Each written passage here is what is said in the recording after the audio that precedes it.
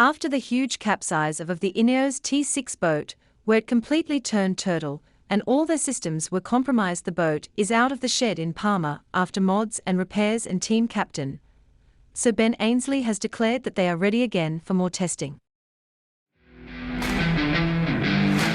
It's a big day for the team to get T6 back on the water. Big effort. The design team, shore team engineers to get the boat back through the capsize, but also the upgrades that we've made to the boat. A lot's changed on this boat. Some you can see, some you can't see.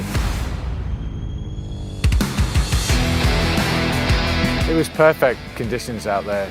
Very similar, I think, to what we'll most likely see in Barcelona next year. Bit of sea state out there, decent winds, 12 to 14 knots, and reasonably steady winds, so it helps us from a testing perspective. Couldn't really ask for a better day.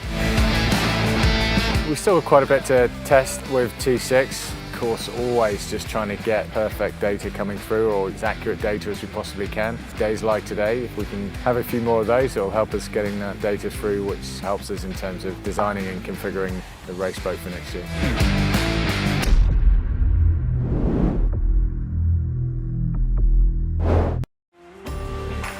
This is your weekly serving of the best sailing video released in the last 7 days.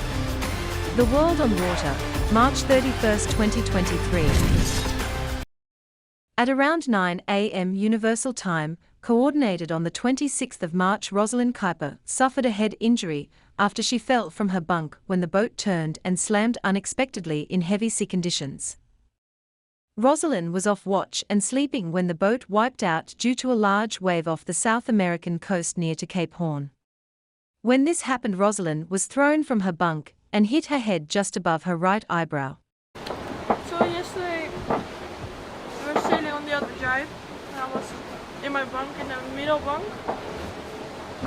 and yeah, I think we made a lot of heeling, so I was strapped in all the way like this, super high. I couldn't strap in more, and we made a lot of heeling, and I was sleeping and I think I got launched out of my bunk and I fell. And I slided all the way down, 6 meters down, and I ended up on the low side in the bilge. And I hit my head. And what happened after that? Well, I don't know exactly. I know, I think Will found me.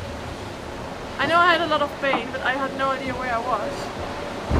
I was just sitting here in the dark side, and I don't know, Will found me and we put me in this bunk, and then Antoine and Will, they took care of me, and Boris was on the phone with Spike, and Nico was handling the boat, I think, and they cleaned everything, and I don't know, you glued things, yes. And yeah, and now we're here. But you look much better and you have a good color. Yeah. And I think you rested properly. I sleep so much. It's 12 hours ago, I think. Yes. I think I slept 10 hours.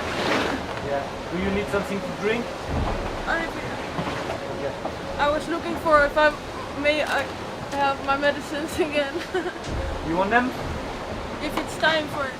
I think so, because last time it was at 4 or 5. 4. 4. And it's 9 now. So now it's good, you can, maybe in 1 hour. Yeah. Every 6 hours. Yeah.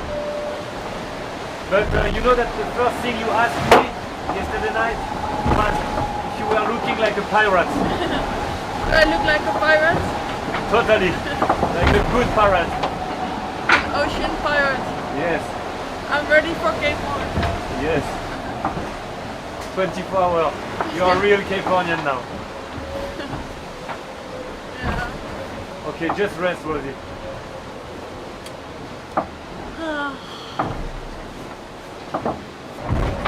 Yeah, very happy. It was quite a big concern, worry for that moment. Yes. She's smiling again, so she's happy. Okay, rest well, you too, huh? Actually, Will, you found me yesterday. It was crazy because I was asleep here, and Nico and Boris were on watch. Nico was doing the nav here, and felt us broach. It didn't feel that bad, but then I heard the loud bang, which I guess was you. Yeah. And then we could hear you like moaning or like kind of crying in a bit of pain, like, and we had no idea where you were because we assumed you were in that bunk. And then Mika was like, "Where are you, Rosie?"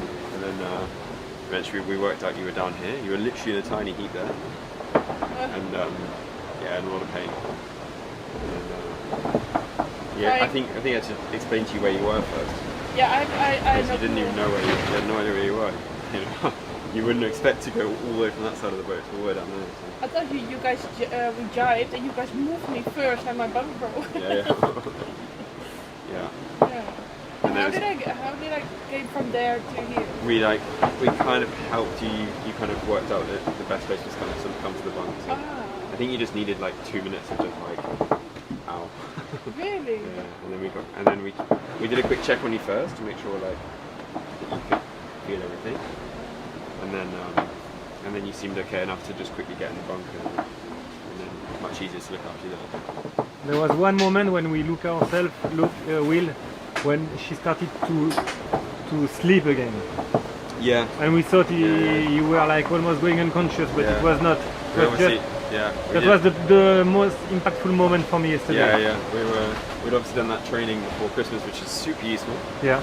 And you know, you think of your Dr. ABC and to check for the the signs of concussion or anything like that, and you kind of wanted to go to sleep pretty quickly while we were still bandaging this up. So we were trying to ask you things about home and oh yeah, I remember. and where are you? At first you told us we were in Cape Town. And I was like, try one more time. I think you just, and then you got it right. So I was like, she's fine. That's kind of a normal Rosie answer anyway. So.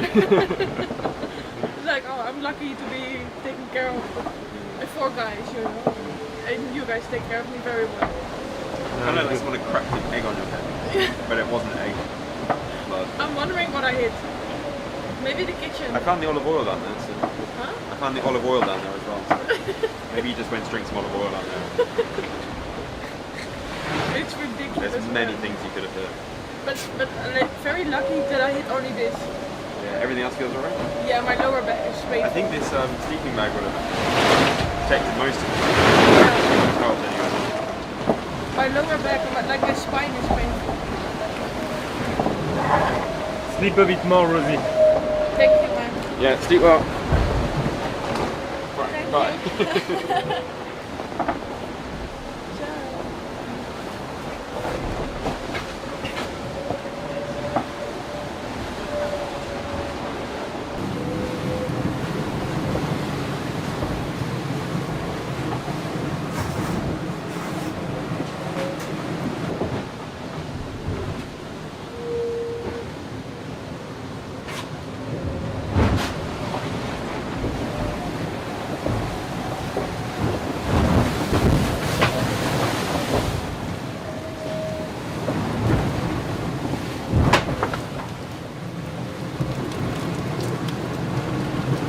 Okay, the end of a beautiful day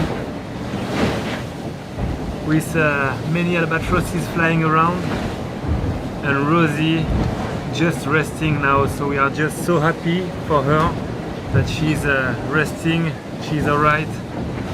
We are a crew, we are on the same boat and we just want to arrive safe tomorrow in Cape Town and safe in 1 week in Brazil. So I'm sure she's going to have lots of love and support from everyone. Keep sending us good vibrations and see you soon. Blair Tuke, the flight controller par excellence and with vast experience across the foiling classes, was pleased with how the second day of commissioning panned out, saying, "Yeah, good day. I think we must have had a couple of hours on the water. Got through a couple of different jibs and all in all, good day. Big steps forward in just 2 days for us. So real good." They rotate.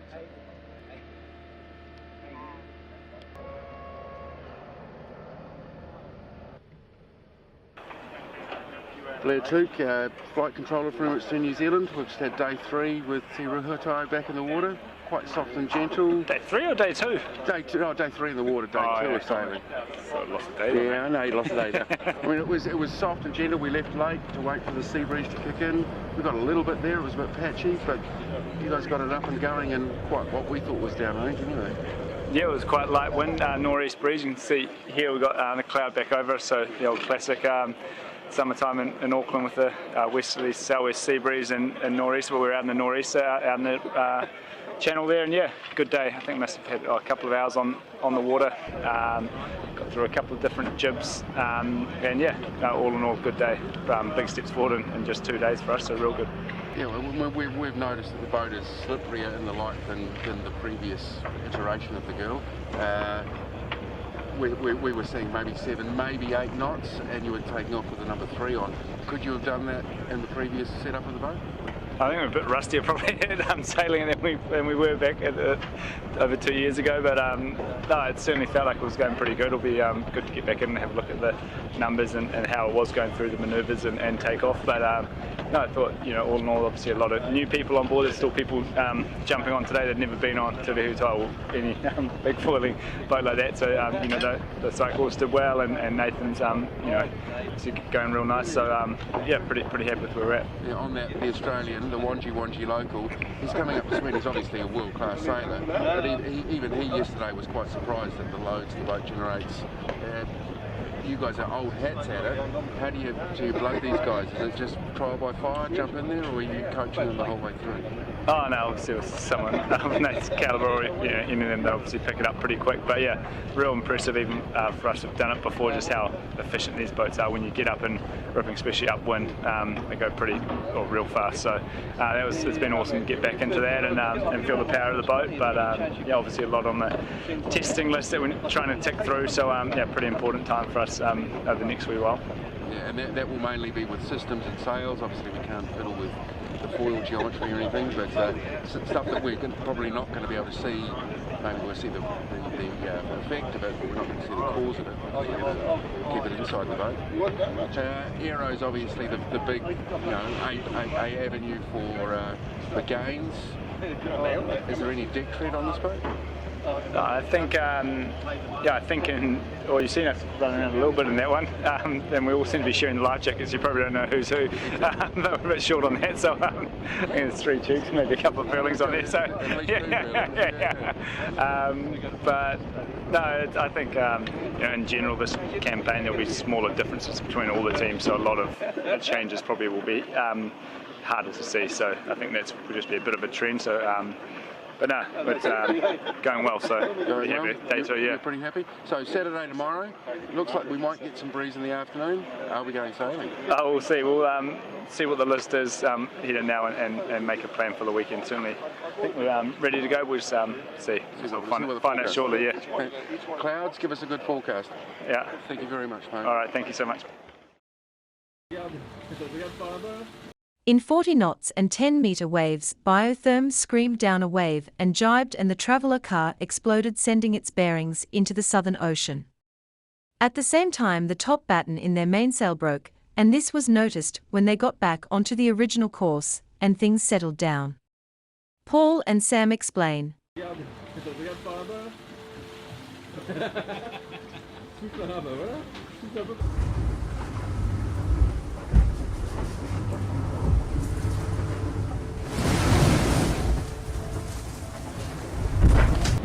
Bilan la nuit dernière, pas très bien. On a cassé une latte de corde, et un chariot de Alba. Et les bâches aussi, non? Ouais, les bâches aussi, ouais. Les bâches, c'est un peu moins étanche, il fait un peu plus frais dans le cockpit. Alors, ça va, on a eu un peu peur sur le coup, mais en fait, comme on avait un chariot de plus déjà, on est toujours à 5 chariots, donc ça va derrière. La latte, ça va. Donc on va attendre que les conditions soient plus calmes pour pouvoir réparer. Il a fallu la grand voile et réparer, qui va arriver dans 24 heures. Donc là on a 24 heures à tenir. Mais le bateau se comporte bien, on va pas très vite. On va à une bonne vitesse pour que ça fasse pas trop de planter dans les vagues et qu'on se fasse pas trop recouvrir par les déferlantes quand elles arrivent par derrière. Faut trouver la bonne vitesse. C'est entre 15 et 20 nœuds quoi. Hier soir on était dans 7 mètres de hache un tiers. Quand il y a 7 mètres de hache un tiers, il y a quelques vagues qui font 10 mètres. Donc ça donne quand même une idée de... C'est un peu la limite quoi. La limite de hauteur de houle dans laquelle on peut naviguer. Il n'y a pas énormément de périodes mais ça déferle pas tant que ça. Et on va avoir un deuxième front qui va passer dans les heures qui viennent. Et qui va pas forcément amener beaucoup de vent mais de l'instabilité, donc du vent dans les grains. Et après ce front-là, on va revenir sur des conditions plus anticycloniques à partir de demain matin. Donc, et un passage du Cap Horn dans le petit temps. Voilà. The aftermath of the first part of the storm, because we're still in it, is that last night, in a pretty bad sea state and still in really squally conditions. So we got a big squall of over 40 knots and going down a big wave, the boat span out and jibed twice. And in that we damaged one of the traveller cars on the main sheet, which is what we'd repaired right at the start of the pit camp. One of the cars is ripped off and we lost all the ball bearings. And also we broke the top batten on the mainsail, so the batten that's holding the square top of the mainsail. And in the same jibe, the main traveller car caught the aft part, the tent that closes the aft part of the cockpit, and ripped the bottom joint off from the aft wall of the cockpit. So we've got a lot more water coming in to the cockpit now and a lot more cold air, so it's freezing. That in itself is not too bad, it's not really a problem, we just have to wear more clothes. But the main traveller car and the batten need to be repaired. We can sail like that for now. C'est quoi ce matin au petit-déj? Déjà, je sais pas si c'est le matin.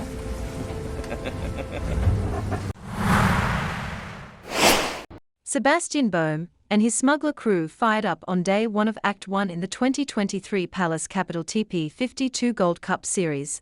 First, third and second places giving the local crew a narrow 1-point lead over reigning champion, Matador.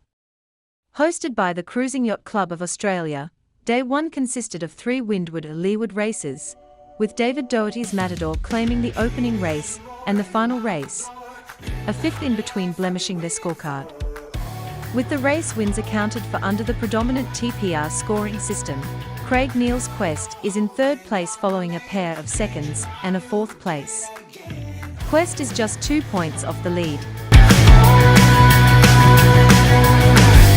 Living the moment till I die, and I'm gonna chase it, and I'm gonna chase it.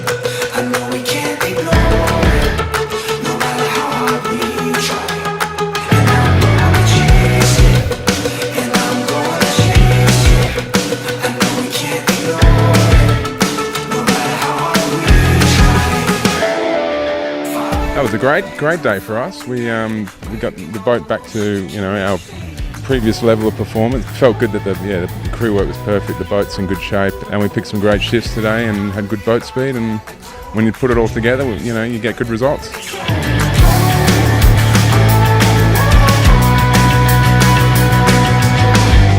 Living the moment till I die, and I'm gonna chase it, and I'm gonna chase it. I know we can't ignore it, no matter how hard we try. And I'm gonna chase it, and I'm gonna chase it. Yeah, we got around pretty good and all the boys sailed really well. We're really stringing it together at the moment. We just do not give up, and James Corey, he's the boat manager, he just keeps thinking and keeps working on it and does a great job. Yeah, the first race had a lot of shifts and big shifts, but yeah, we're all on the same piece of water. It's a great fleet and I didn't expect that kind of closeness.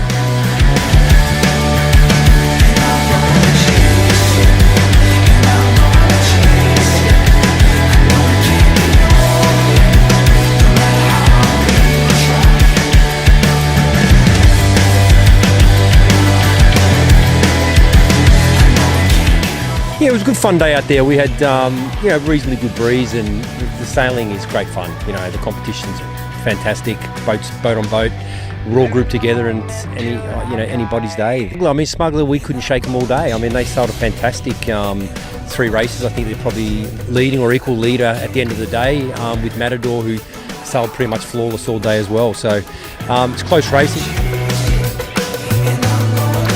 Day 1 of the Gold Cup, how was it? Oh, it's great. Great to finally get started. It was really good just to get out in the water, and 8 boats, which was fantastic, and 15 people on each boat makes about 120 people on the water, so that was really exciting. A good tussle.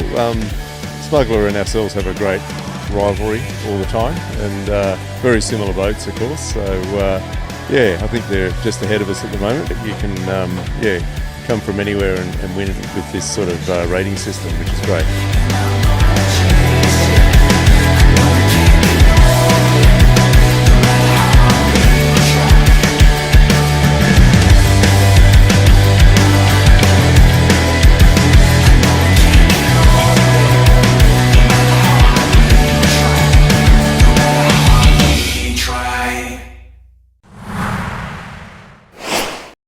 Hannah Snellgrove is a multiple ILKA 6 national champion and medalled at the Princess Sophia 2022 edition. She is interviewed by Olympic sailing coach John Emmett, who himself is an ILKA Masters champion.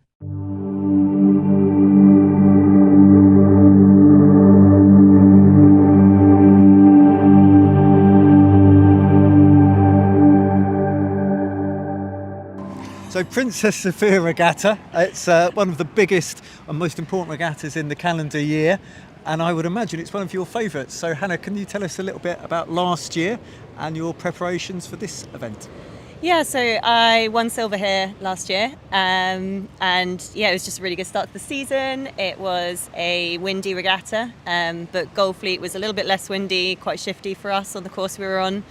And I actually guaranteed the medal with a fleet race and the medal race to spare, which was lovely. So with a medal guaranteed, that meant it was a fight all on for silver?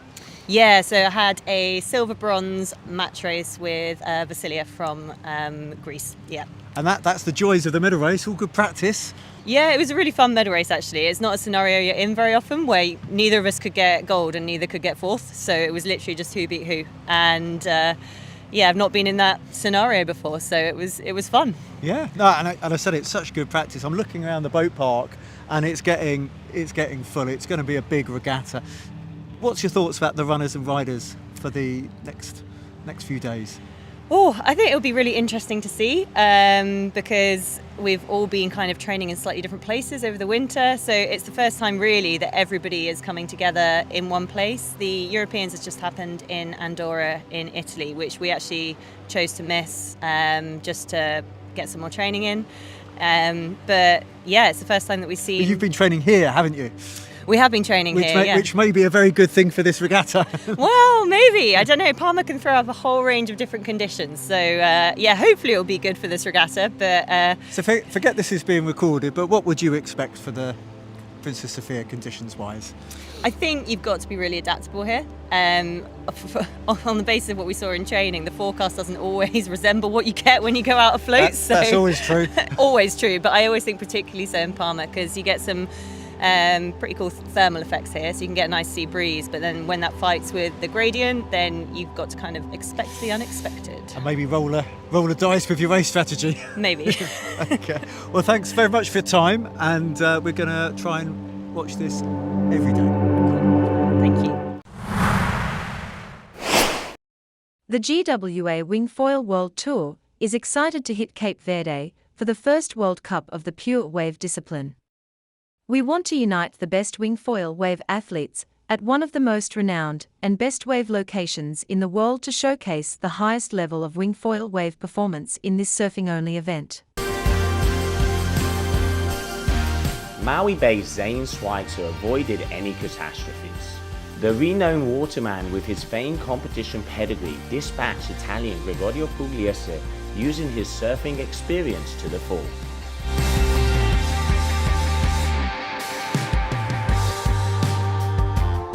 For Schweitzer, the chance to compete in Punta Preta in the new wingfoil discipline is a dream come true.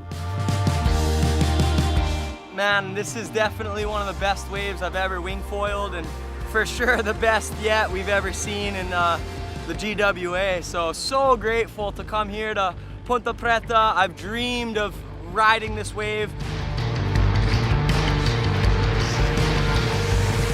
Another great day here in Punta Preta, where our wingfoilers went out to test out the new discipline of 100% waves in one of the best right-handers on the tour. Gaining their stripes here in Punta Preta. We've seen washing machines, we've seen wipeouts, but we have seen some of the best surfing today. It is incredible to see how riders from all different disciplines coming underneath one umbrella, and Cape Verde has been the place where that has happened. I can't wait to see what happens in day number 3. We've made it all the way through to the quarterfinals. What's next?